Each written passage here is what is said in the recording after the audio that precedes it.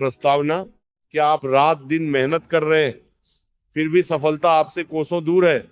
क्या आपके घर में बिना वजह क्लेश रहता है या धन टिकता ही नहीं?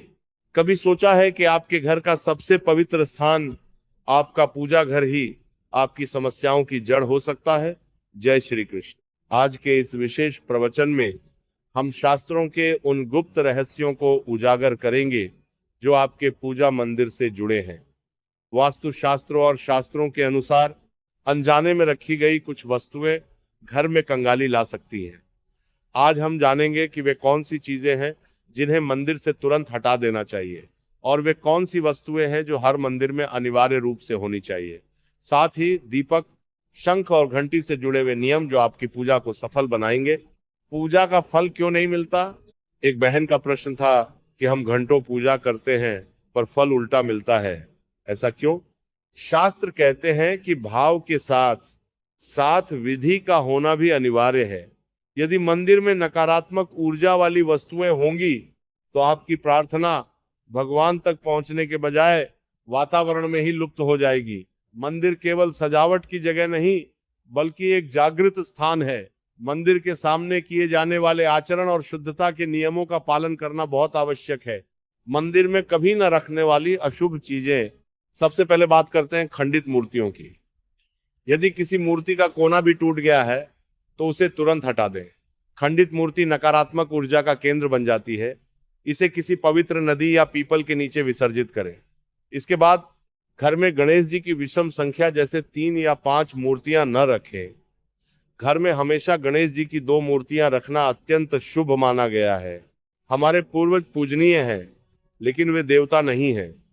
उन्हें मंदिर में देवताओं के साथ रखने से पितृदोष और वास्तु दोष उत्पन्न होता है। उनकी तस्वीर दक्षिण दिशा की दीवार पर अलग से लगाएं।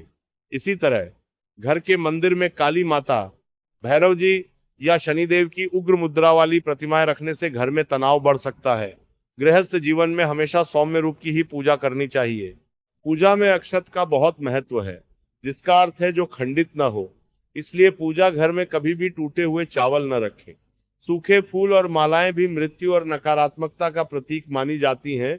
इसलिए रोज सुबह पुराने फूल हटाकर ही नई पूजा शुरू करें। अंत में माता लक्ष्मी की खड़ी हुई मूर्ति की पूजा न करें। लक्ष्मी चंचल हैं और खड़ी मुद्रा का अर्थ है कि वे आपके घर में स्थायी रूप से नहीं रुकेंगी। हमेशा कमल पर विराजमान बैठी हुई माता लक्ष्मी की प्रतिमा रखें। मंदिर में अनिवार्य रूप से होने वाली चीजें शुभता के लिए मंदिर में कुछ चीजों का होना बहुत जरूरी है। स्वस्तिक सौभाग्य का प्रतीक है, इसे रोली से जरूर बनाएं। जल से भरा कलश साक्षात वरुण देव का रूप है जो घर में शांति लाता है। शंख को समुद्र मंथन का रत्न माना जाता है और इसकी ध्वनि से नकारात्मकता नष्ट होती है। देवताओं को जागृत करने के लिए घंटी का नाद अनिवार्य है। भगवान कृष्ण ने मिट्टी के दीपक को सर्वश्रेष्ठ बताया है क्योंकि यह पृथ्वी तत्व का प्रतिनिधित्व करता है। यदि संभव न हो तो धातु का दीपक उपयोग करें। दीपक, शंख और घंटी के गुप्त नियम। दीपक जलाने का भी एक विज्ञान है। घी का दीपक हमेशा बाईं ओर और तेल का दीपक दाईं ओर रखना चाहिए। दीपक की लौ का मुख पूर्व या उत्तर दिशा की ओर रखें। दीपक जलाते समय इस मंत्र का जाप करें।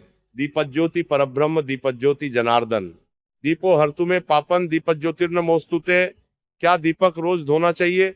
जी हाँ, शुद्धता के लिए यह अनिवार्य है। शंख और घंटी के लिए भी नियम है। सुबह और शाम की आरती के समय शंख को 3 बार बजाना चाहिए। शंख बजाते समय इस मंत्र का स्मरण करें। त्वं पुरा सागरो तपन्नो विष्णुना विधृतः करे, निर्मितः सर्वदेवैश्च पाक्चजन्य नमोचस्तु तेर। वास्तु और बैठने का सही तरीका, हमेशा पूर्व की ओर मुख करके पूजा करें। कभी भी सीधे जमीन पर न बैठे, हमेशा ऊनी या कुसा का आसन प्रयोग करें। ध्यान रहे कि आपका आसन भगवान के आसन से कम 10 से 11 इंच नीचा होना चाहिए। यदि आपका मंदिर शयन कक्ष में है तो रात के समय उसे पर्दे से ढककर रखना न भूलें।